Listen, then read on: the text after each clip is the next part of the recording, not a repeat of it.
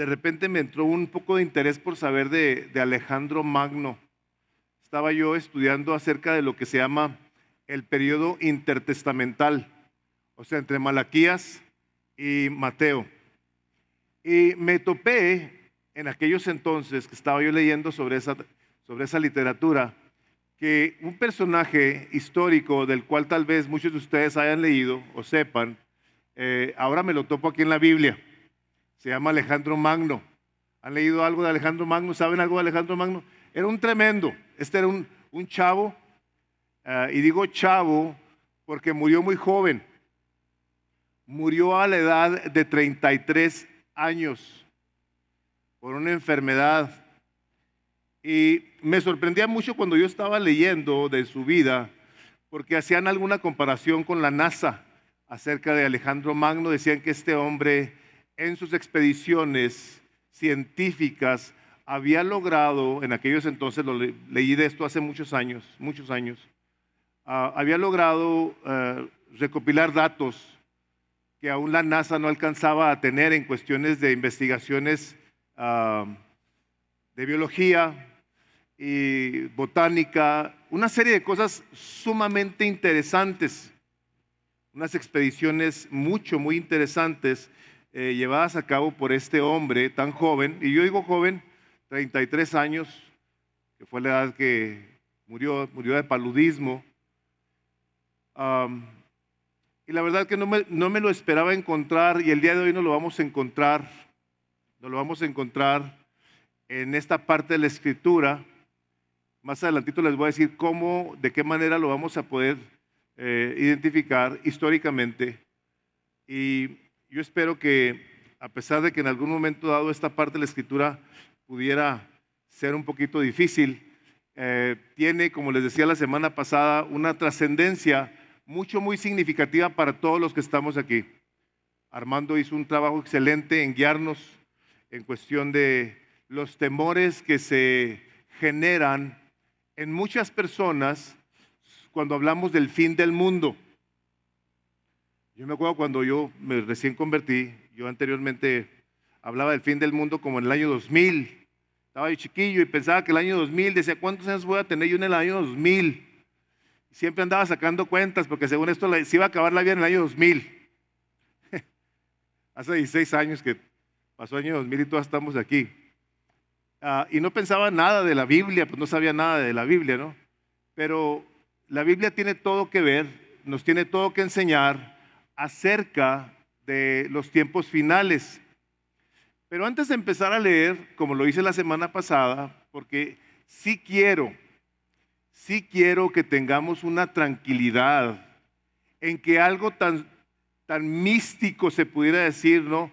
Tan subjetivo como estas visiones, aparentemente intangibles, yo quisiera que nos aseguráramos de que están escritas porque Dios, a la hora de que lo habló, a la hora que se las dio a Daniel, tienen que tener una importancia para todos. Y mientras preparaba esta predicación, me acordé de la parte de 1 Corintios 10.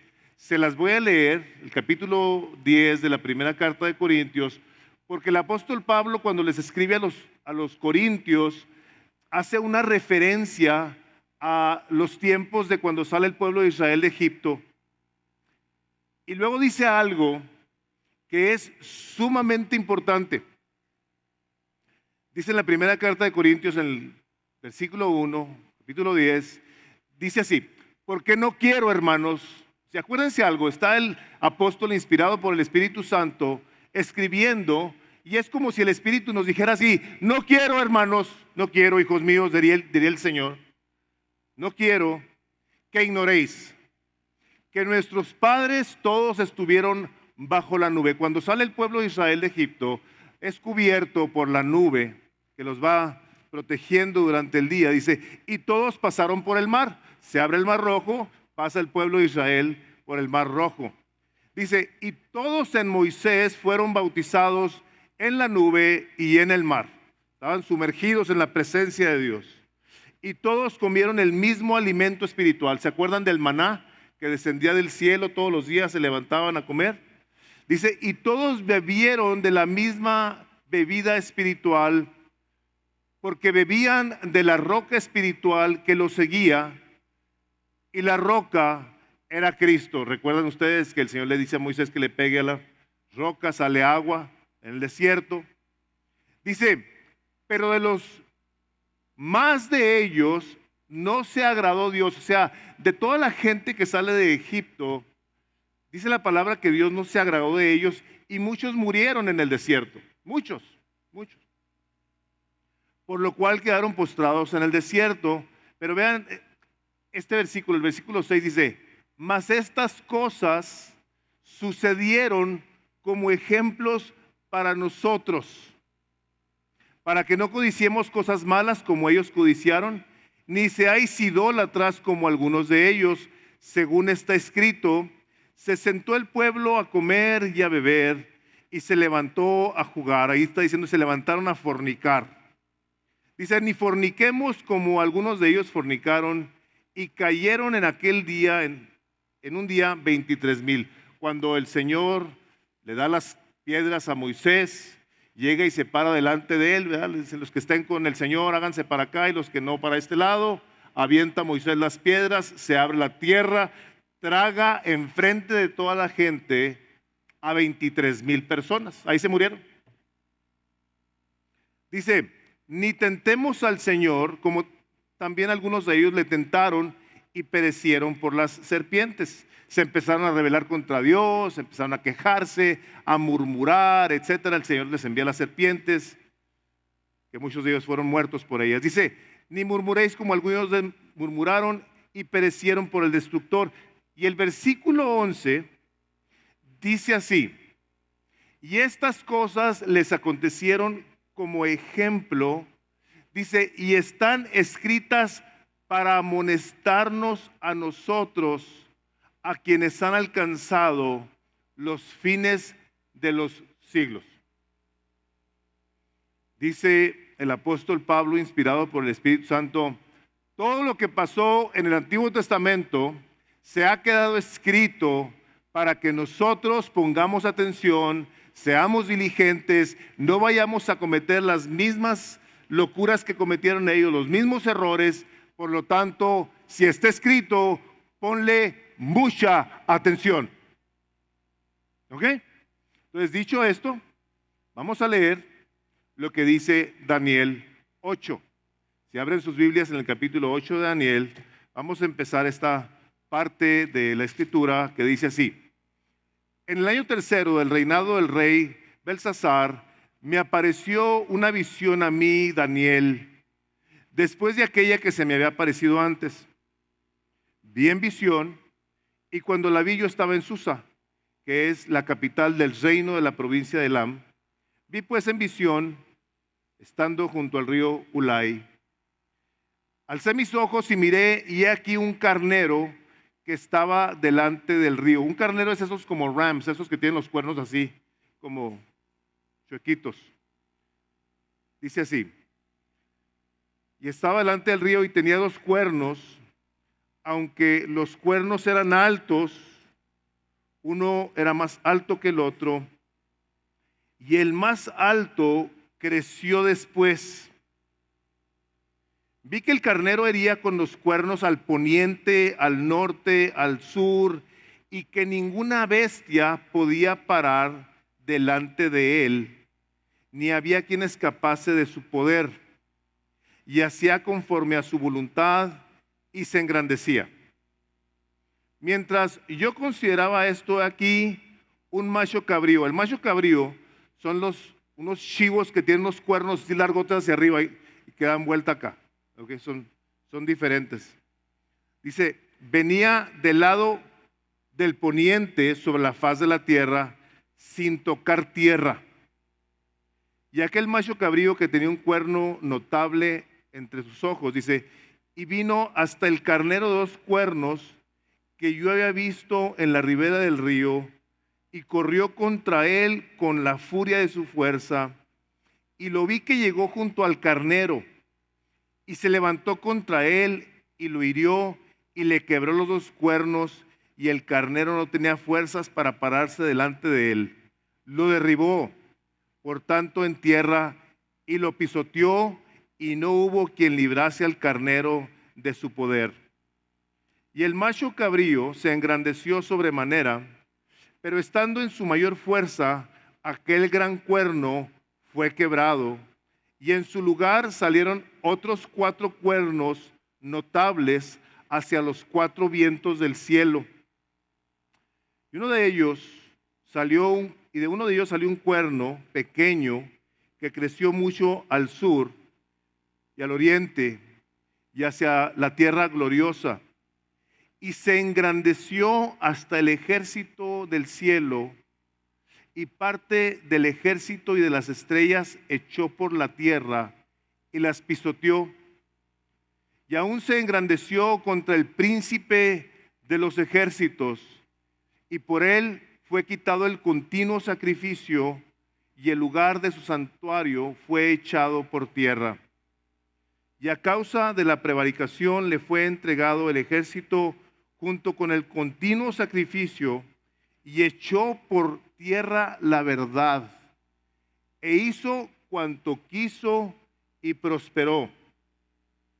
Entonces oía a un santo que hablaba, y a otros de los santos preguntó a aquel que hablaba: ¿hasta cuándo durará la visión del continuo sacrificio y la prevaricación asoladora, entregando el santuario y el ejército para ser pisoteados?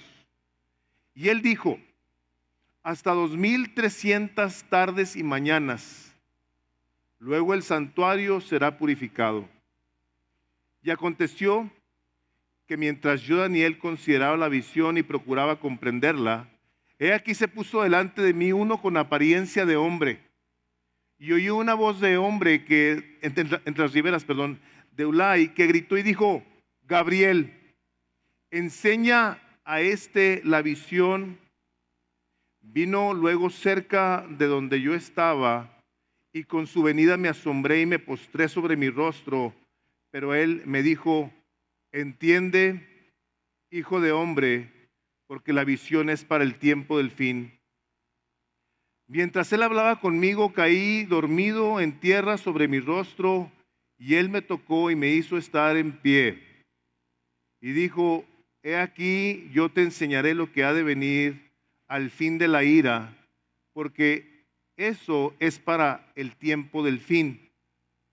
En cuanto al carnero que viste, tenía 2 cuernos. Estos son los reyes de Media y de Persia. El macho cabrío es el rey de Grecia, y el cuerno grande que tenía entre sus ojos es el rey primero. Y en cuanto al cuerno que fue quebrado y sucedieron 4 en su lugar, significa que 4 reinos se levantarán de esa nación, aunque no con la fuerza de él. Y al fin del reinado de estos, cuando los transgresores lleguen al colmo, se levantará un rey altivo de rostro y entendido de enigmas, y su poder se fortalecerá, mas no con fuerza propia, y causará grandes ruinas, y prosperará y hará arbitrariamente, y destruirá a los fuertes y al pueblo de los santos. Con su sagacidad hará prosperar el engaño en su mano, y en su corazón se engrandecerá, y sin aviso destruirá a muchos, y se levantará contra el príncipe de los príncipes, pero será quebrantado, aunque no por mano humana. La visión de las tardes y mañanas que se ha referido es verdadera, y tú guarda la visión, porque es para muchos días.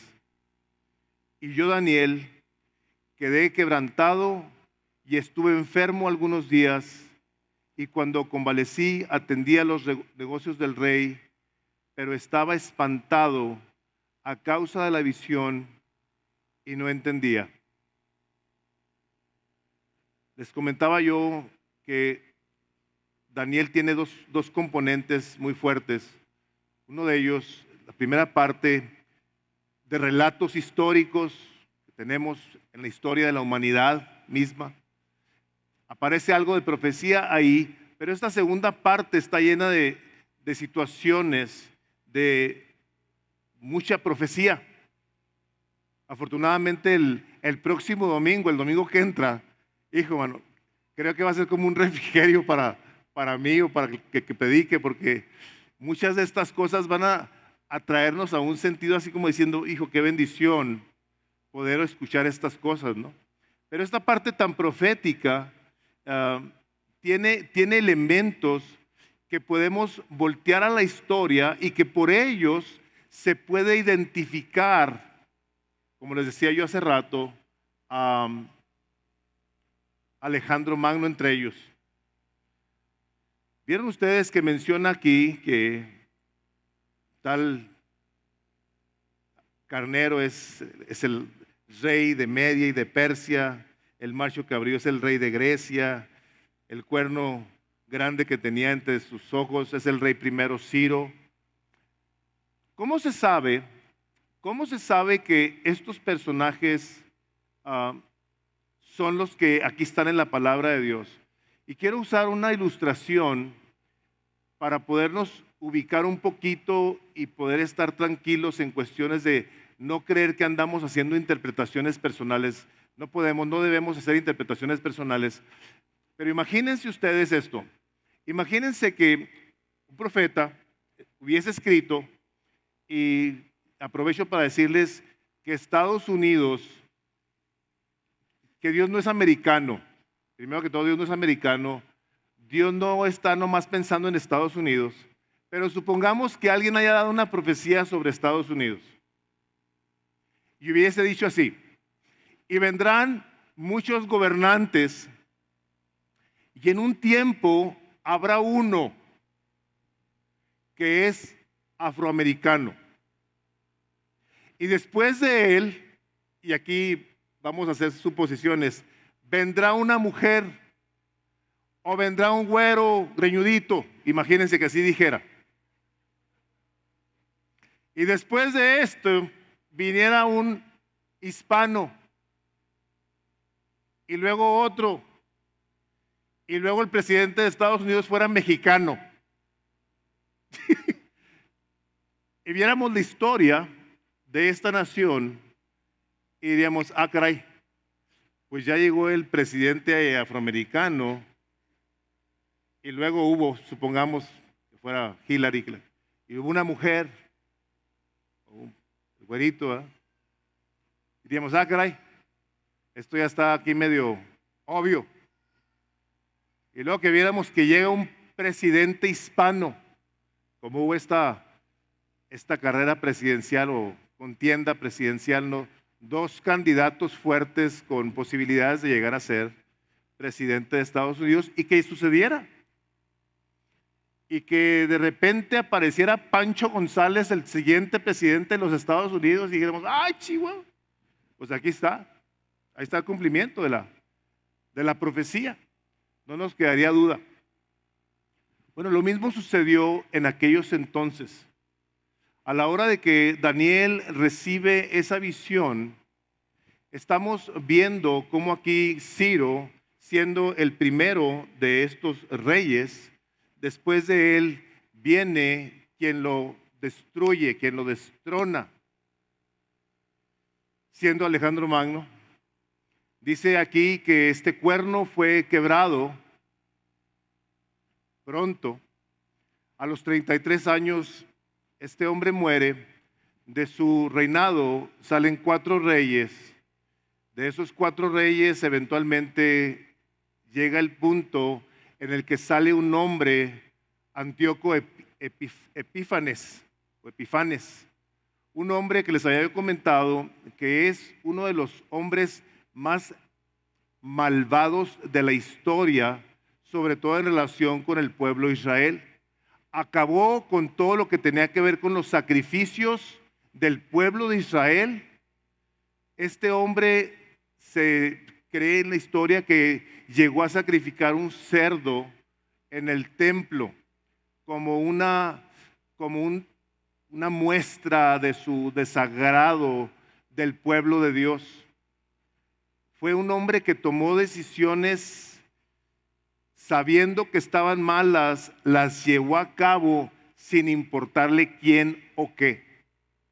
Y vemos aquí esta parte de la escritura, como dice que se vino en contra del pueblo de Dios y lo venció. Mató una cantidad muy significativa de pueblo judío, muy malvado.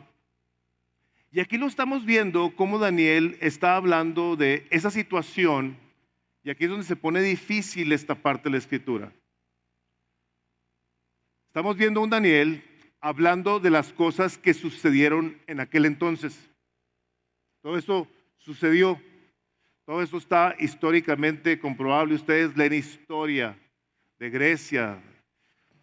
Alejandro Magno conquistó todo lo que fue Persia. Eso del reino Medo-Persia, hizo un imperio tremendo. Fue un hombre cuyo poder alcanzó medidas inimaginables en el mundo. Este hombre tenía un poder tremendo, pierde su vida, salen estos 4 reyes, de esos 4 reyes se desvirtúa la cosa, sale Antíoco Epifanes, y de ahí sale eventualmente la muestra de un hombre que se levanta en contra de Dios y en contra del pueblo de Dios.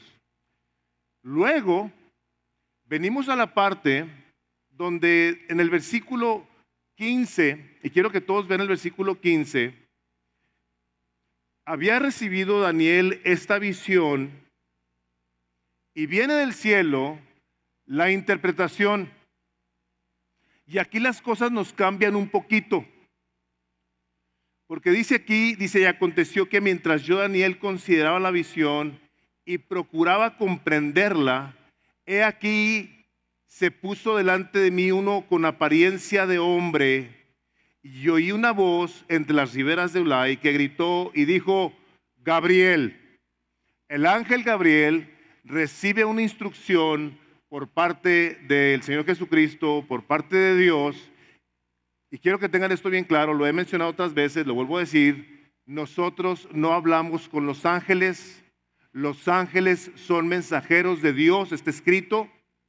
Hay una cultura que ha tomado fuerza en algunos años, que gente se apasiona con cuestiones de ángeles. No hagan ese tipo de cosas. La única persona entre Dios y los hombres, ¿cómo se llama? Jesucristo. Le manda el Señor al ángel Gabriel que vaya y le explique a Daniel, no que le explica, pero le dice: dale entendimiento. Aquí en esta parte, donde dice aquí, vino luego de cerca el 17, y yo estaba y con su venida me asombré y me postré sobre mi rostro, pero él me dijo: entiende. Tenemos que entender que esa parte de la palabra no es así como entiende, Daniel, lo que no. Es el darle la iluminación del cielo a Daniel para que su entendimiento supiera qué era lo que estaba pasando. Y aquí vamos a empezar con la aplicación que empezara a tener todo esto para nosotros. La palabra de Dios dice que nosotros necesitamos la iluminación del Espíritu Santo para poder entender las cosas de Dios. ¿Por qué? Porque el hombre natural no entiende las cosas de Dios. Sin el Espíritu Santo en tu vida, tú vas a leer un libro y es un libro nada más y nada menos. La primera carta del apóstol Pablo a los Corintios dice en el capítulo 2, versículo 14, así, se los voy a leer, 2:14 dice así: pero el hombre natural, o sea, una persona que no se ha arrepentido, que no ha reconocido al Señor Jesucristo como su Salvador, dice que esa persona es natural, no ha sido regenerada, no ha nacido de nuevo, no ha recibido el Espíritu Santo. Dice: el hombre natural no percibe las cosas que son del Espíritu de Dios. Estoy leyendo de la primera carta de Corintios, capítulo 2, versículo 14, dice: porque para él son locura y no las puede entender, porque se han de discernir espiritualmente. El ángel le llega y le da a Daniel el entendimiento ante semejante visión que estamos viendo aquí, que lo hizo que cayera hasta como dormido. Mientras él hablaba conmigo, caí dormido en tierra sobre mi rostro. Él me tocó y me hizo estar en pie y dijo: he aquí, yo te enseñaré lo que ha de venir al final de la ira, porque eso es para el tiempo del fin. Tenemos una visión que se cumplió al pie de la letra en aquellos entonces. Llega el ángel y le dice: Daniel, esta visión tiene que ver con el fin del mundo. ¿Cómo podemos nosotros en un momento dado diferenciar cosas que están escritas que ya se cumplieron y luego venir a cuentas por lo que dice aquí, que es para el tiempo del fin? Decir, espérate, entonces, ¿era para ellos o es para nosotros? Era para ellos y es para nosotros y es para el fin del tiempo. Esto lo tenemos que tener bien claro, porque si tú eres una persona que se ha dado a leer la escritura, esto que estamos leyendo aquí en el libro de Daniel, de repente nos lo vamos a topar nosotros en el libro de Apocalipsis. Ve lo que dice en el versículo 25, de ahí del capítulo 7 de Daniel, y dice así: y hablará palabras contra el Altísimo, y a los santos del Altísimo quebrantará, y pensará en cambiar los tiempos y la ley. Dale la vuelta en tu Biblia al capítulo 13 del libro de Apocalipsis.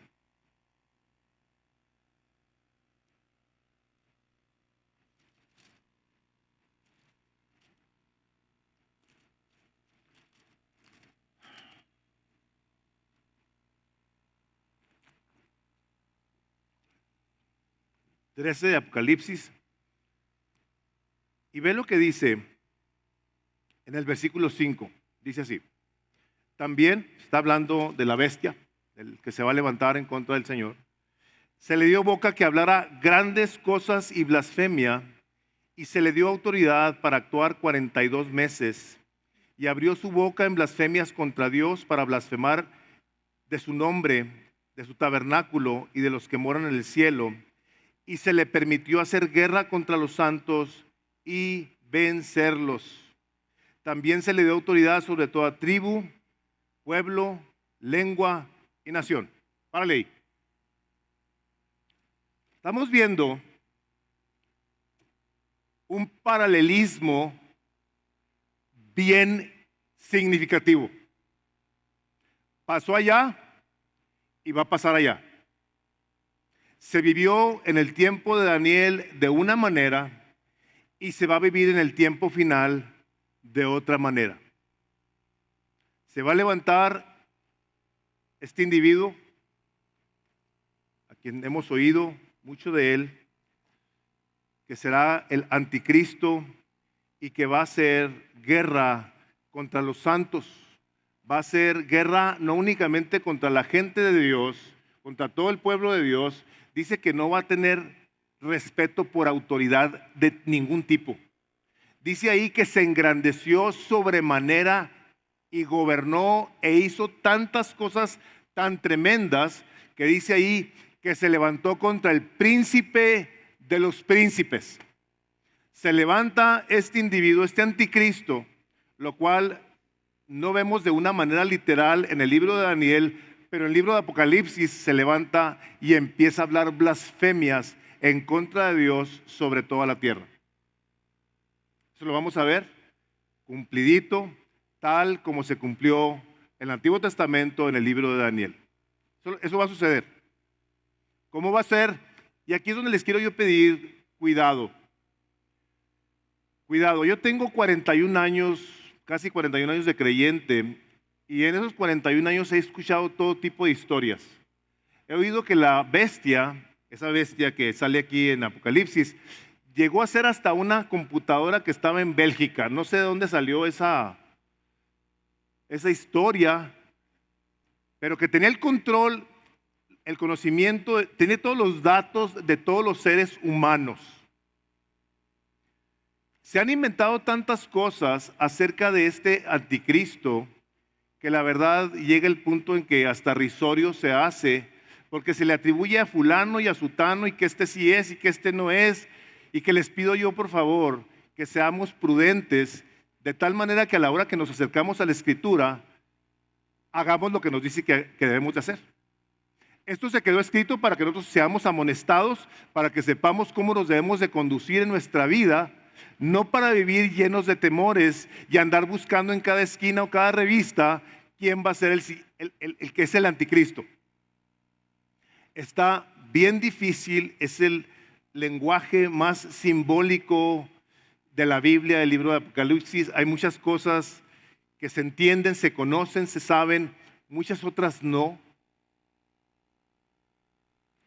Pero aquí en esta parte de Daniel que estamos viendo nosotros, sí hay ciertas cosas que tenemos que saber.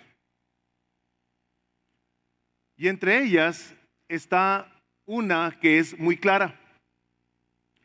Y esa muy clara es que dice aquí Daniel, cuando le dice el ángel Gabriel, en el versículo 19, no sé si se fijaron que dice así, y dije, he aquí yo te enseñaré lo que ha de venir al fin de la ira. Al fin de la ira. ¿Qué es eso? Déjenme les digo que la palabra de Dios, a través de la Escritura, está diseñado por Dios el día de su ira. El día en el que toda la rebelión de la faz de la tierra, cuando haya llegado a la presencia de Dios, ya lo suficiente, como decían ahí, ¿hasta cuándo? ¿Hasta cuándo van a suceder estas cosas? Y da un número ahí de 42 meses, 2300 tardes y mañanas. Esta parte de la Escritura se le han tratado de sacar todo tipo de interpretaciones a esas tardes. Pero quiero decirte lo siguiente, cuando la palabra de Dios nos da números, algunos de ellos tienen que ver con datos exactísimos como la entrada del Señor Jesucristo, que iba montado sobre la burrita, que entró y le pusieron las palmas. El dato está dado exactamente por Daniel. Está dado. Y se han interpretado de días y semanas y que años y que... Quiero que quede claro algo. Cuando la palabra de Dios te habla de meses, de días, no trates de encontrarles necesariamente una interpretación. Yo te quiero animar a que pienses de esta manera. Dios ha diseñado un tiempo en el que las cosas van a tomar lugar. Y aquí la que tenemos es que van a tomar lugar todas las cosas el día en que la ira perfecta de Dios se va a manifestar sobre la tierra y sobre el universo. Dice que las estrellas van a ser conmovidas. Va a caer la ira de Dios sobre la faz de la tierra que se rebeló contra él. Y dice que ese día de la ira, dice que aún los montes se van a querer esconder de su presencia. Es un día de gran ardor, de fuego y azufre, con el cual nosotros no tenemos ni idea de cómo relacionarnos con ello, ¿no?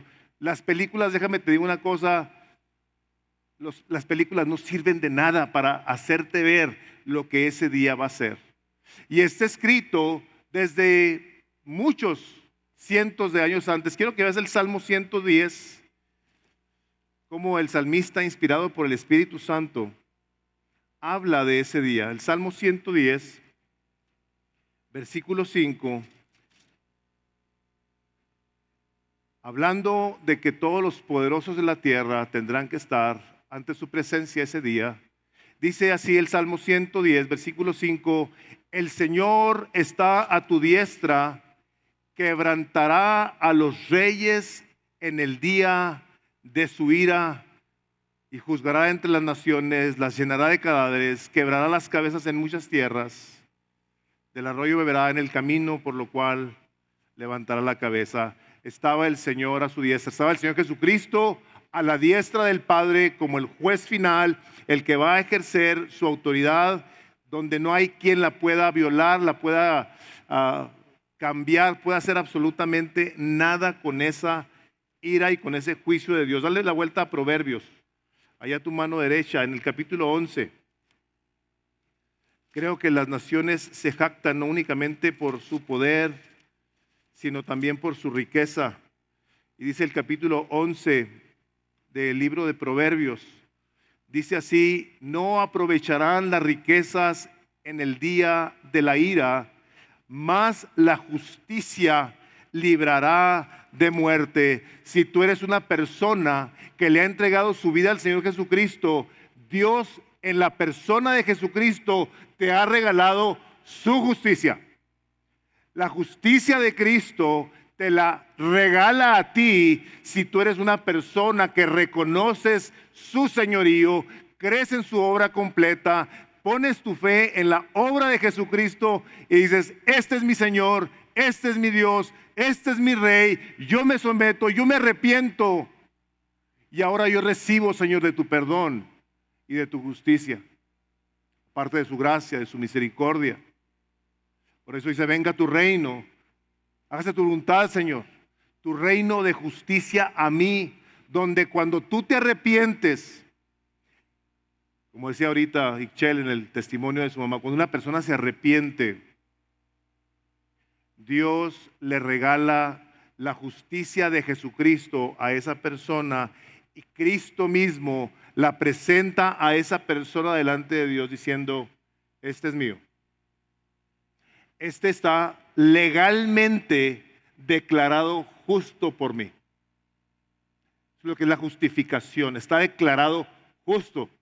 Aunque nuestra mente lo procese incorrectamente, cuando Cristo te declara justo, Él te regala su justicia. Tú eres una persona justa ante los ojos de Dios. Dice Isaías 13, dale vuelta a Isaías, el capítulo 13 de Isaías. Capítulo 13 de Isaías. Ve el versículo 9. Dice: he aquí, el día de Jehová viene. Este es Dios hablando a través del profeta Isaías. Terrible y de indignación y ardor de ira para convertir la tierra en soledad y raer de ella a sus pecadores. Vean lo que dice de las estrellas, dice: por lo cual las estrellas de los cielos y sus luceros no darán su luz, y el sol se oscurecerá al nacer y la luna no dará su resplandor. Puedes seguir leyendo y te darás cuenta de la furia, de la ira santa de Dios al haber pecado contra Él de tal manera que no se va a quedar Él sin castigar toda la maldad de la cual tú y yo el día de hoy decimos: ¿hasta cuándo, Señor, se va a acabar el tráfico humano? ¿Hasta cuándo, Señor, van a acabar esos narcotraficantes de existir? ¿Hasta cuándo se van a acabar los secuestros? ¿Hasta cuándo se van a acabar los abortos? ¿Hasta cuándo el encarcelamiento de los santos? ¿Hasta cuándo, Señor? Va a llegar ese día. Ese día, dice el Señor mismo de su boca, terrible. Te digo esto: si Dios dice que ese día va a ser terrible, nosotros no podemos ni imaginarnos qué quiere decir terrible. No tenemos un concepto de esto. Apocalipsis, dale vuelta a Apocalipsis, capítulo 6.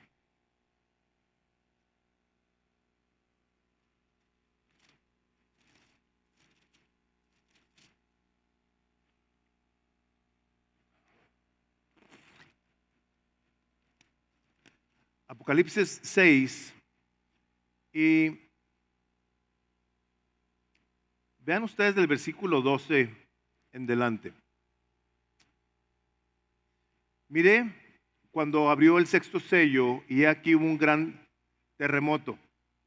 Y el sol se puso negro, lo que acabamos de leer de Isaías, que escribió hace 2700 años aproximadamente. Se puso negro como tela de silicio, y la luna se volvió toda como sangre. Y las estrellas del cielo cayeron sobre la tierra como la higuera deja caer sus higos y cuando es sacudida por un fuerte viento. Y el cielo se desvaneció como un pergamino que se enrolla. Y todo monte y toda isla se removió de su lugar. Y los reyes de la tierra, y los grandes, los ricos, los capitanes, los poderosos, todo siervo, todo libre, se escondieron en las cuevas y entre las peñas de los montes, y decían a los montes y a las peñas: caed sobre nosotros y escondednos del rostro de aquel que está sentado sobre el trono y de la ira del Cordero, porque el gran día de su ira ha llegado, y quién podrá ponerse en pie.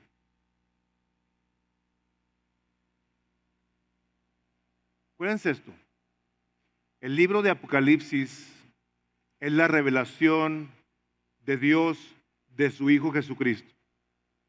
Está diciendo al mundo, mundo entero, quiero que sepas quién es mi Hijo Jesucristo, y te voy a decir algunas cosas que tienes que tener muy en mente. Estuvimos predicando las 7 iglesias del libro de Apocalipsis y vimos al Señor Jesucristo en medio de todo ello. Es impresionante cómo Dios en la historia nos ha permitido ver el cumplimiento de las profecías y aún nosotros seguir de cierto modo como indiferentes. Les digo que me puse a buscar números de ciertas cosas. Y esto fue lo que encontré. Yo no sé si tú sepas, pero puede que te caiga un rayo. Tienes una posibilidad entre 250 millones de veces que caiga un rayo. Tienes una posibilidad de que te caiga un rayo a ti. 250 millones, está en chino que me caiga. O sea, en Estados Unidos hay que 310, 320 millones de habitantes. O sea, son pocas las posibilidades. 1 de cada 10 americanos, estas son estadísticas reales. Ayer hoy escuché que 2 de cada 10 hispanos, cristianos, leen su Biblia. 1 de cada 10 americanos lee su Biblia. 1 de cada 2 personas come fuera una vez a la semana. 1 de cada 20 que come en la calle come en McDonald's. En Suiza, 1 de cada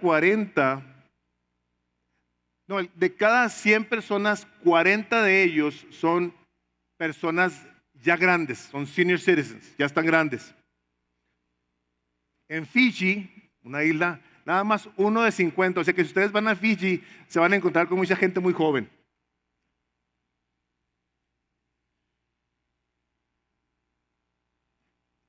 Curiosamente, sabemos datos que nos pudieran hacer pensar, entretenernos, pero ahora lo que voy a hacer es que les voy a dar unos datos que espero que te hagan recapacitar más que entretenerte. En el Antiguo Testamento, el profeta Miqueas, escribiendo 700 años antes de Cristo, 700 años antes de Cristo, de los cientos y cientos de ciudades que había en toda aquella región, dijo que el Salvador habría de nacer en Belén de Judea. 700 años antes de Cristo. El profeta Isaías, en el capítulo 7, versículo 14, es uno que me sé muy de memoria, predijo, profetizó que el Salvador, el príncipe de paz, habría de nacer de una virgen. Son 700 años antes de Cristo. Hay una profecía que se hizo 1012 años antes de que Cristo naciera y 800 años antes de que los romanos instituyeran la cruz como la muerte capital, que profetizó de que las manos y los pies del Mesías iban a ser traspasadas. 1000 años antes de que naciera. El profeta Malaquías, 425 años, profetizó de que iba a ser contemporáneo con el templo, aquel templo que el Señor Jesucristo dijo: ¿ves este templo? Dice, en 3 días lo vuelvo a reedificar. 425 años, dijo, va a estar el Señor Jesucristo en ese templo que se hizo. El profeta Zacarías, habiendo escrito 500 años antes de Cristo, haría una comparación sobre la persona del Señor Jesucristo en cuanto a la venta que hicieron de su persona por 30 monedas de plata. Zacarías profetizó, se cumple en el Evangelio de Mateo, que al Señor Jesucristo fue Judas y lo vendió por 30 monedas de plata.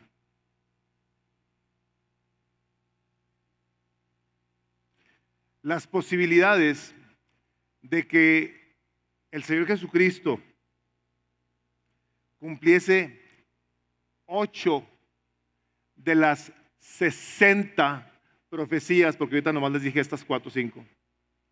Las posibilidades de que una persona cumpliera 8 de 60, su número es 1 por 10 a la 47. O sea, tú pones un 1 y le pones 47 ceros. Y las posibilidades de que cayeran en una persona 8 profecías son esas. Vamos a usar el número de un cuadrillón. Para que Jesús pudiera cumplir esas profecías, sería una posibilidad en un cuadrillón de personas.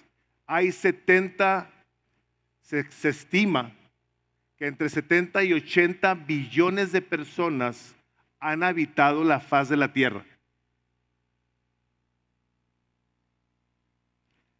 Para que ustedes tengan una mayor idea de lo impresionante que es que esto suceda, hicieron unos matemáticos una comparación de cómo sería. Y esto fue lo que hicieron. Dijeron, si en el puro estado de Texas, nomás en el estado de Texas, digo, es el segundo más grande de Estados Unidos, ¿verdad? Después de Alaska, por si alguien está pensando que es el más grande, pusieran 2 pisos, digo 2 pisos, 2 pies, perdón, de pesetas y cubrieran completito todo el estado de Texas, completito.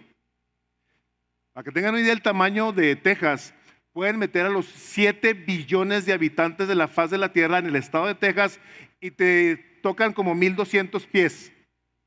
Para que se den una idea del tamaño de este estado. Bueno, imagínense que lo llenan con pesetas y en una peseta le ponen una tachita y van y la ponen por ahí.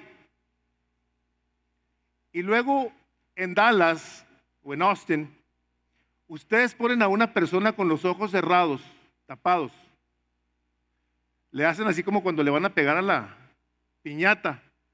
Y le dicen, ahora sí, ve y encuéntrala, sin detenerte.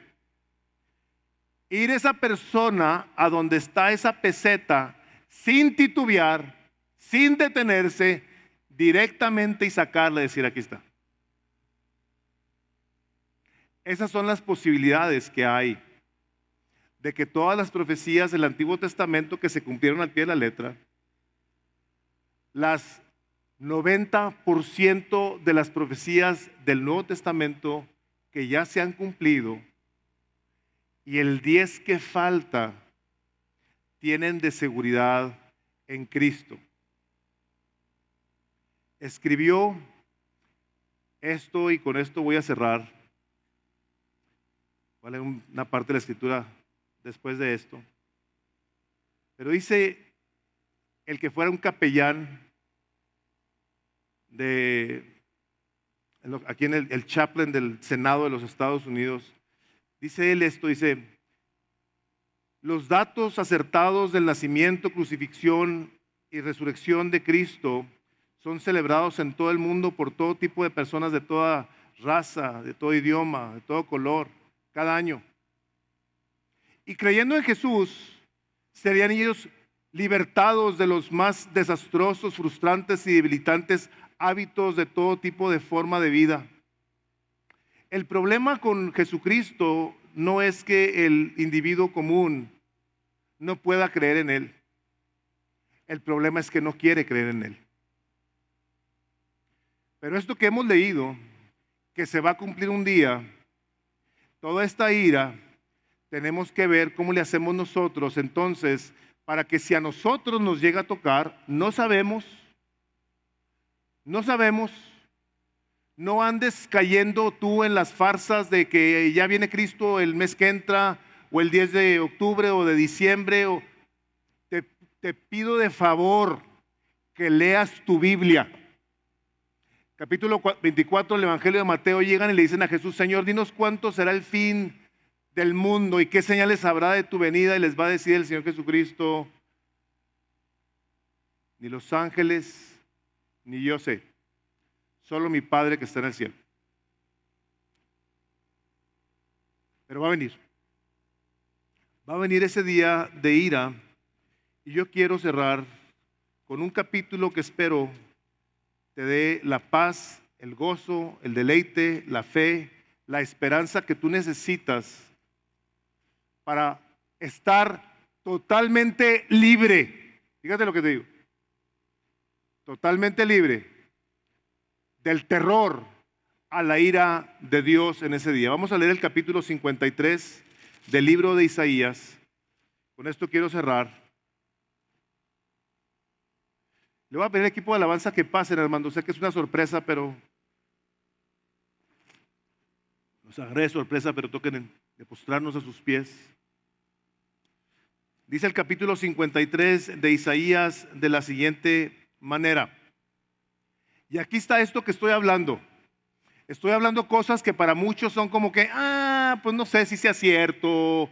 Este predicador, no sé de dónde sabe, bla, bla, bla. Yo te voy a decir algo. Yo te paso chance a que de mí pienses lo que quieras. Y si quieres más, te doy hasta una lista personal. Pero te voy a retar algo. A la palabra de Dios, créele. Porque así empieza este capítulo. ¿Quién ha creído a nuestro anuncio? Dice. ¿Y sobre quién se ha manifestado el brazo de Jehová? Dice. Subirá cual renuevo delante de él, y como raíz de tierra seca, no hay parecer en él. Está hablando de Jesús. Ni hermosura. Le veremos más sin atractivo para que le deseemos. Despreciado y desechado entre los hombres, varón de dolores, experimentado en quebranto, y como que escondimos de él el rostro, y fue menospreciado y no lo estimamos. Ciertamente llevó él nuestras enfermedades y sufrió nuestros dolores, y nosotros le tuvimos por azotado, por herido de Dios y abatido. Mas él herido fue por nuestras rebeliones, molido por nuestros pecados. El castigo de nuestra paz fue sobre él, y por su llaga fuimos nosotros curados. Todos nosotros nos descarriamos como ovejas, cada cual se apartó por su camino, mas Jehová cargó en él el pecado de todos nosotros. Angustiado él y afligido, no abrió su boca. Como cordero fue llevado al matadero, como oveja delante de sus trasquiladores, enmudeció y no abrió su boca. Por cárcel y por juicio fue quitado, y su generación, ¿quién la contará? Pues fue cortado de la tierra de los vivientes, y por la rebelión de mi pueblo fue herido. Y se dispuso con los impíos su sepultura, mas con los ricos fue en su muerte, aunque nunca hizo maldad, ni hubo engaño en su boca. Con todo eso, Jehová quiso quebrantarlo, sujetándolo a padecimiento cuando haya puesto su vida en expiación por el pecado, verá linaje por largos días, y la voluntad del Señor será en su mano prosperada. Verá el fruto de la aflicción de su alma y quedará satisfecho. Por su conocimiento justificará mi siervo justo a muchos y llevará las iniquidades de ellos. Por tanto, yo le daré parte con los grandes y con los fuertes repartirá despojos, por cuanto derramó su vida hasta la muerte y fue contado con los pecadores, habiendo él llevado el pecado de muchos, llorado por los transgresores. Toda la ira de Dios cayó en la persona de Jesús por ti. Toda su ira fue derramada en aquel que no hizo nada. Todos nosotros, hermanos, todos los que estamos aquí, seríamos dignos de estar en ese día de la ira, recibiendo la ira de Dios. Todos los que están aquí y todos los que han vivido, los que van a vivir, todos sin excepción. Y sobre Jesús dejó el Señor Jesús, el Padre, caer toda su ira, todos los pecados de toda la humanidad, para que tú te arrepientas y le entregues tu vida a Él. Para eso lo hizo. Para que tú, el día de hoy, estés libre del terror de ese día espantoso. Tú no te has arrepentido. No dejes pasar este día. Dile: Señor, perdona mis pecados. Perdóname, Señor. Me arrepiento de haberte ofendido, de haber pecado contra ti. Te entrego mi vida, Señor. Yo me rindo y quiero, a partir del día de hoy, ser un discípulo tuyo, uno que sigue tu palabra, uno que aprende, uno que obedece, uno que se relaciona ahora contigo como el Padre Celestial, que no tiene de qué atemorizarse. Yo te animo a que consideres muy bien, porque así como se han cumplido todas esas profecías, va a llegar ese día y tú vas a estar ahí. Iglesia Misión de Gracia se encuentra en el 1385 Northwestern Drive, en El Paso, Texas 79912. Para más información, visítenos en el internet en www.misiondegracia.com. Esperamos que haya sido de bendición.